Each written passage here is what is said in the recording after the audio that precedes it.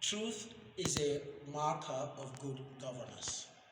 This means that if we truly want to experience good governance, we need to be people that are committed to truth.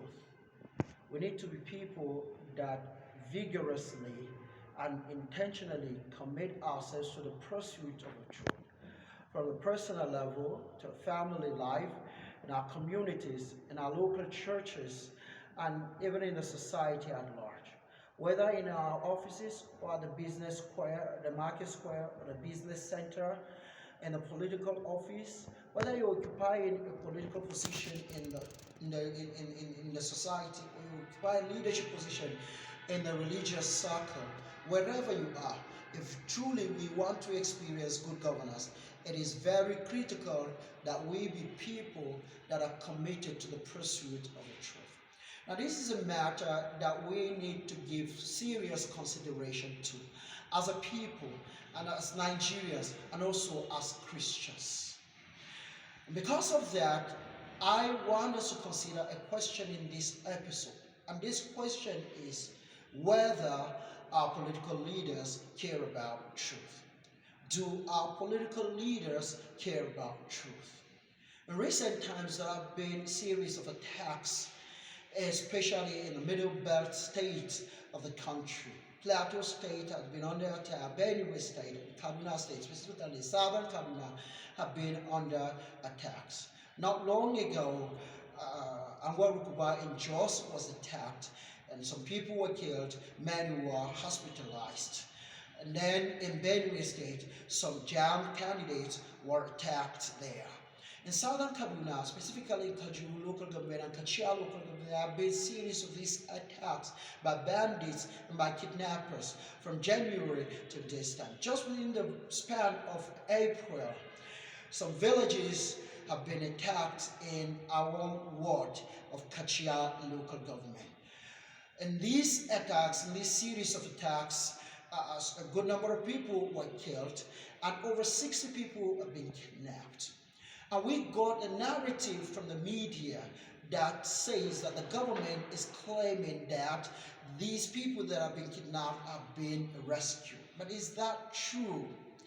The government spread this narrative. Our political leaders spread this narrative that these over 60 people that were kidnapped have been rescued. But thank God, one of the government officials who is also a political office holder, the counselor of the ward, in which these villages are located, issued a press release recently, and he made it abundantly clear that these people have not been rescued. They are still in the hands of their abductors. Because of this press release that he issued, he was suspended as a counselor in his ward, in the local government. Now, it's very important to note that he is not just the counselor of his ward, he is also the speaker of the local government council. But he has been suspended. And what's his crime? His only crime is that he said the truth to the public space, telling the people that the people that have been kidnapped, the victims of these kidnapping attacks, have not been rescued, as the narrative said otherwise. The question in all of this is who is behind the suspension? It will shock you to realize that the local government chairman unilaterally masterminded the suspension of these political personnel of this council. Now, ideally, this is democracy. It is expected that if at all a political office holder would be suspended, that a simple majority need to agree on that need for suspension. But in this case, that's not what we find. One person, the local government chairman, made that decision. Can we say that our political leaders and our government officials really care about truth?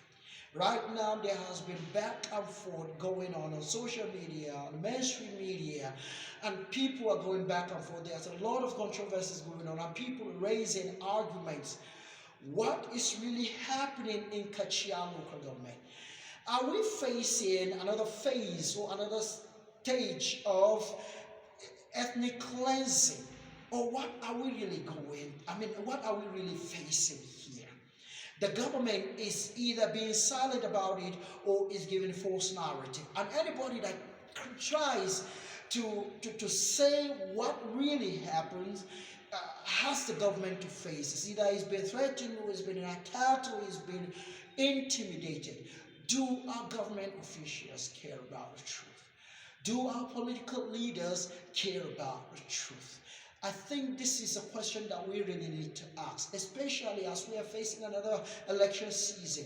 Citizens of this country, not just citizens of Kaduna State, but citizens of this country need to ask this question critically. Because this question, the answer we give to this question will help us a lot in determining who we'd vote for in 2027. This is not an attack on APC. This is not an attack on my state governor. This is not an attack on any local government chairman. This is not an attack on any specific political leader. This is just me saying, voicing out that there is need for our leaders to advocate for the truth, to stand for the truth, and to speak the truth. And where that is missing, where that is not found from our leaders, then the citizens have a collective responsibility to come out, to use every machinery available to us to speak out the truth. Remember, truth is that which agrees with reality. Truth is that which is consistent with reality. If there is any narrative out there, any story out there, any history out there, any version of history, if there is any action, any speaking that is going out that is incongruent, inconsistent with the reality, then that is falsehood. It's not true. Thank you so much for following. I remain yours, Mark Martins, writer, societal advocate, and leadership, societal development advocate and leadership mentor. And this is Cass. I implore you to subscribe to its channel in case you've not done that, and to watch our videos and also share our videos with others.